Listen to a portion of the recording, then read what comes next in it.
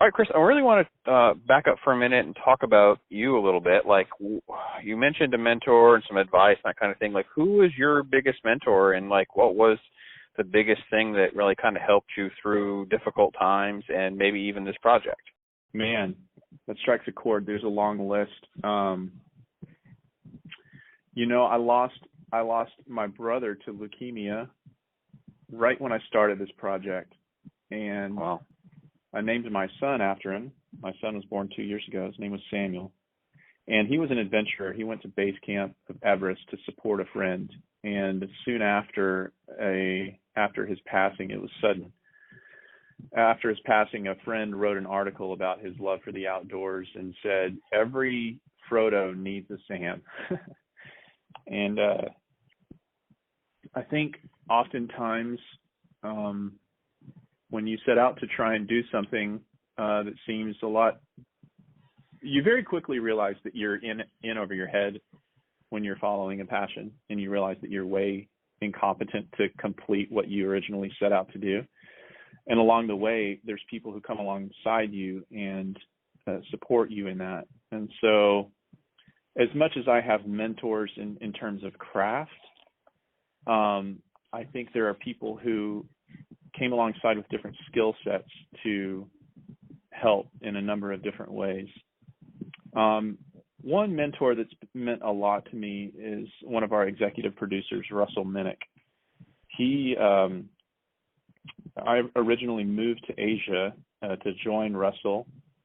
I learned Mandarin for 2 years in a part of China and spent time in the villages in a minority area with him and his family, and doing cross-cultural work, and it was some of the best time of my life. And those set the seeds for what would become an interest in Burma altogether, because we lived in an area of China that dealt with the Shan, who in Burma make up a significant presence. The Shan are like the Kurds of Asia. They live in northern Thailand, parts of Burma, and China. And so Russell has had a huge impact on helping me not just understand story and what's important and what's not, but also to persevere with this project. He's been one of the biggest advocates to help me not give up on telling this story.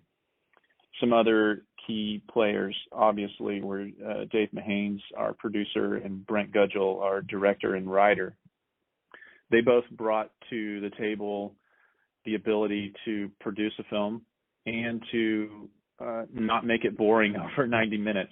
I think they both had talents in both building a team of financial support and organizational support, but as well knowing how to tell stories.